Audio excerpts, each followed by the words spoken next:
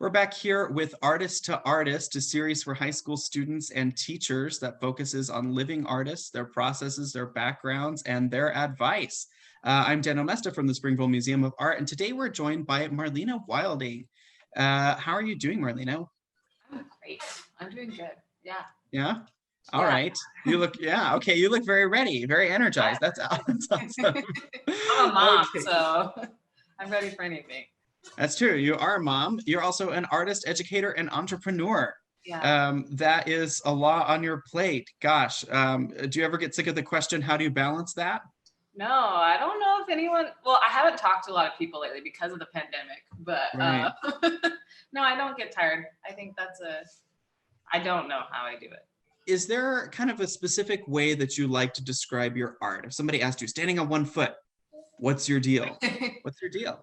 Yeah, I mean, I like to use symbolism, but I don't like to follow the rules. So like, even when it comes to my art, I have kind of different, even though they all kind of stem under the same category as I like to collage, I like to put pieces together. So they all kind of have that same thing to them, but my art, like a lot of my paintings look different than my, typical collage pieces versus my sound art. So like, I don't like to be put in a box. That's one thing I just don't like to do. So when someone says, oh, you're like this, then there's a part of me that likes to rebel and be like, oh, really? Well, let me show you this other side. And I don't have to be who, I could be what I want. So that's one thing I would say that I'm kind of like. But traditionally, I would say, I do like to use symbolism, and I like to like especially with my artwork, I like that kind of the idea of like, at first, for people who don't know the symbolism, it like, oh, it looks pretty, that's interesting, oh cool.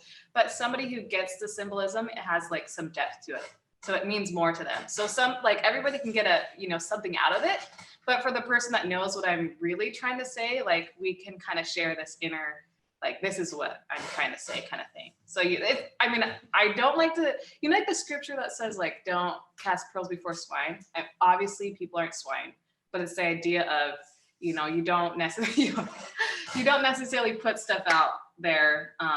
Not everyone's ready for what you're trying to put out there. And those who do will honor it. And then, yeah. Yeah, absolutely. Well, I think that's a really exciting idea, right? And it's kind of freeing, that ability to have that conversation within the conversation, right? And just not everybody is going to hear what you're saying, but the right people will. Yeah. And that's that can be incredibly vulnerable, I'm sure, but also it's really freeing, right? I also really love when you were talking about kind of this refusal to be nailed down, because I get that as well. Someone says, right, okay, we figured you out, and you're like, oh, nope, time to evolve again. Yeah. So then how did this happen? At what point did you know you were an artist? What is kind of the timeline of your kind of creative development? Yeah, ever since I was a little girl, I always wanted to be an artist. I always loved to draw ever since I was like, can remember. And I never had any thought of doing anything else. I mean, there was one point that I was like, oh, I want to be a vet. And then I wasn't interested in blood. And I was like, okay, I'm not doing that. But I've always wanted to be an artist. That was like, and never strayed. So I would always draw, like when I was younger. My mom is into art. And so I think the biggest thing too is that my family always encouraged it. I never had anyone that's like, oh, you should do something else. It's like, no, do what you want. So I did. And that's kind of where it stemmed from. And so like, I literally only applied when I went, I did art in high school. I did all of like the, what are those extra classes that you can take, like for college credit? What are those called? I can't remember. Like electives? Yeah, I would do art and all of those. And then I took as many art classes as I could. And, and then when I went to college, I only applied to be in the art department and nothing else. And I just was straight and narrow. Yeah. Well, that was a risk. I'm kind of a risk taker, so. Yeah, no, but I think that seems like a really big part of your practice is kind of finding that thing that speaks to you and just really following through on it. How long did it take you to find that kind of niche within the art world? Like, Because in terms of risk takers, right? In terms of collage artists, in terms of consistently evolving artists, that's not necessarily the dominant majority. Um, yeah, that's a good question. Well, my parents, one, are both risk takers, so that's, I think, a part of it. And also, I think to an extent, I knew what I wanted to do, and so I just was gonna do it, you know. Oh, So that's exciting. yeah, And speaking of risk taking, it's my understanding that you even took your art a step further into developing a very specialty business. yeah, Lemaire, can you talk a little bit about what the goal was there? yeah. So I think it all began when I first became a mom, and I realized how hard it is. Like, because I mean, for some people, I think it's like natural for them, but for me, it was really difficult, like really difficult. And I like to solve problems, so that's another thing, about me. And I just really struggled with breastfeeding.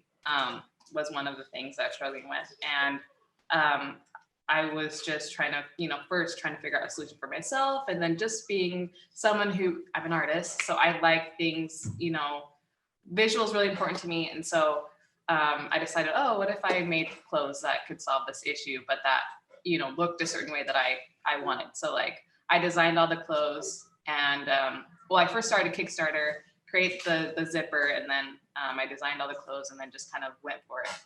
And so this is when my son was 3 months, and I was just home, so I just did it. I think the reason why it was because I didn't know so much about it, if that's why I did it. Does that make sense? Because I think if I researched more, I might have been too afraid to do it, but I just decided, just to go for it. Because that's kind of my family. We're kind of risk takers. So Oh, it makes sense. I mean, necessity is the mother of invention, right? yeah. No, that's so cool. But you've kind of created a business. You're a studio artist, but also you've worked as an educator and case manager for troubled youth and youth with special needs. How did you fall into that? Yeah, so my mom's a therapist, and so she actually worked at that school that I ended up working at. But I remember when I went to college, and I was interested in teaching art, because I like to work with youth and just kids in general. And I visited that particular school, and I just fell in love with the environment, specifically the kids there, because they were just brilliant. And like specifically, like when I was working there, like when it came to art, like the kids were just really talented, because there was a lot of emotions, a lot of things they've been going through, and a lot of them used art to channel that, and they were just brilliant. Like I just loved working there. And but yeah, it all kind of started because my mom worked there, and then I had an experience to teach there for a short time, and then I just was like, wow, I love this. And so I decided that I wanted to work there, and so I did. And Yeah. Would you say then that there's what kind of overlap is there between the skills that you learned uh, studying to be a studio artist and the skills that came up as an educator and as a case manager? one thing is, these kids I just loved them. Like, yes, there were, they struggled with some things, and most of that came from their upbringing or things that have happened. But I think when it comes to my art, especially when I create portraits or of people, I like to convey that emotion and kind of help people see themselves in some of the work that I create, especially when it comes to those who feel like they don't fit the mold. And so I actually specifically made a piece based on my students, actually, and that one's the one that's called Sam. I made that, and that was kind of like my feelings towards my students. And so I think the biggest thing that I kind of took from being in university and then working as a teacher is I wanted to make artwork that people could relate to and that they could kind of see themselves in. Specifically coming to like seeing their great work. That was really important to me. When people can see like, yes, I might not fit the mold, but I am a masterpiece kind of idea. And I got that from my kids because they were just, man, like one thing I would see, they were just so intelligent and brilliant. And I just was like, man, I just wanted, I mean, I have other feelings about how necessarily some of the systems are run, but they were just brilliant. And I think sometimes in those environments, they're not always seen as such. And they just inspired me a lot when it came to, you know, a lot of people don't know their own worth. And a lot of them, they didn't know their worth, you know, and I wanted other people and, you know, even myself at times to understand that we are all great work. And that was probably one of the things that I took from working with them. And as far as skill goes, like, you know, yes and no. I think the biggest thing is just not following the rules even more. So, yeah. I want to zoom in a little bit on some of those barriers that some of these students and maybe even yourself have experienced because of their identity, because of their situations, their backgrounds, and what you feel like could change in order to eliminate some of those. Yeah, I think especially because I grew up in Utah. Just gonna come on my own experience, being like the only Black person. You know, I mean, I had siblings, but I was one of the few. I think there were maybe 2 other Black kids at my school, and that's been mostly my experience. And so I know what it's like to feel like an outsider. And even though, you know, there may not even be a situation where someone might not actively be calling you names or doing something, but you still notice that you don't look like everyone else. And so I think the one thing that I could sense from a lot of my students is feeling different or isolated because they might not fit the mold. I mean, especially with them when it came to maybe, you know, some had some mental challenges. I don't like to call them illnesses, but mental challenges that maybe other people didn't necessarily have based on their upbringing. And understanding that because someone might have a mental challenge, that does not devalue them. Like, if that makes sense, that we're all here. I think sometimes the way that systems are run, it benefits those who are here versus here, even though they're on the same place. And I think because when you're a teen, you're vulnerable and you're still figuring out who you are, and you don't feel accepted. And oftentimes it leave you, unfortunately, seeing yourself as less than. And often when you do that, it can cause you to harm yourself, you know, and in various ways, you know, emotionally, physically, whatever that be. And so I think it's so important to, one, be open to, you know, differences, and especially for educators to be open to differences. And I think that, yeah, the biggest thing is just to be open and to not assume that you know everything. You know, I think being a teacher is about more being a mentor than anything, and also recognizing that teaching comes both ways, because my students taught me so much. I think sometimes as a teacher, it's really easy to get into this ego thing where it's like, I know more than you, so therefore you know, but there are times where my students taught me so much, and I would listen. I'm like, oh my goodness, you know, and kind of, we would almost be like, you know, learning together at times. And I think that's really important. Yeah, I completely respond to what you're saying, just because, and I think a lot of fields do this, but I think especially as artists, mentorship is such a big thing. You know, you talk about, you know, like, oh, my mentor, and it doesn't necessarily just mean a professor I had in college or a teacher I really liked or something like that. There's kind of something sacred, especially in the artistic community, when it comes to mentorship and when it comes to influences. I know that that's certainly true for me. I wonder who has been your biggest influence in your journey thus far? That's a good question. Like, you mean artistically or just in general? I don't know. What do I mean? I don't, let's see, as far as, is it weird to say that there isn't necessarily one particular person that I feel that I have followed? Because one thing about me, especially as growing up, I definitely developed the habit of being a chameleon. I learned how to code switch. I learned how to basically not be myself. So one thing I would say that I am doing more of is I'm actually forgetting more about what maybe some of my idols were, and I've been trying to just do what I want to do. Does that make sense? Like, I mean, when I Makes a think lot of of those, sense. and I think maybe as far as a mentor, I follow those who do that exact same thing. Is more about following your inner, being you yourself, and not doing it the way that you think you're supposed to. Because I think when it comes to different artists, like, yes, that artist was great for doing that, but you need to be authentic. Like, that is the biggest thing for me, is authenticity is really, really important for me.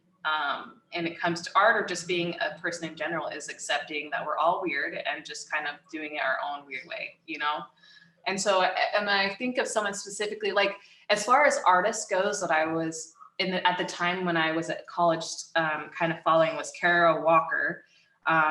Specifically because I was learning about my own history, learning about African American history, and learning things that I didn't quite get to learn when I was in elementary and high school, because I wasn't, I was a minority, and yes, they did try, but at the same time, it's different when it is your history versus like trying to do a general of a population that is a lot. There's not as many of us versus the other. So Yeah, I'm a huge fan of kind of identity-centered art, which I understand is much of what you produce. yeah. Is there like an insecurity or a habit that you wish you had avoided kind of as a high school artist? Maybe in that vein, or maybe totally from somewhere else, Can but you that now that you're. more? Like I'm a sorry. habit that I would have. What do you mean exactly? Like, Like an give me an example. insecurity or a habit or something that you wish you had avoided, something maybe that held you back as a high school Oh, artist that took some time for you to figure out. yeah, I would say the biggest thing is just confidence in my own Hmm. work, because there are so many times where people have told me, even professors, that my work wasn't good, or not necessarily like work wasn't good, but just like that they didn't respond well. And you have to understand that you're not making it and not everyone is supposed to get your work. You're not making it, it's for you. And there's going to be people who resonate with it.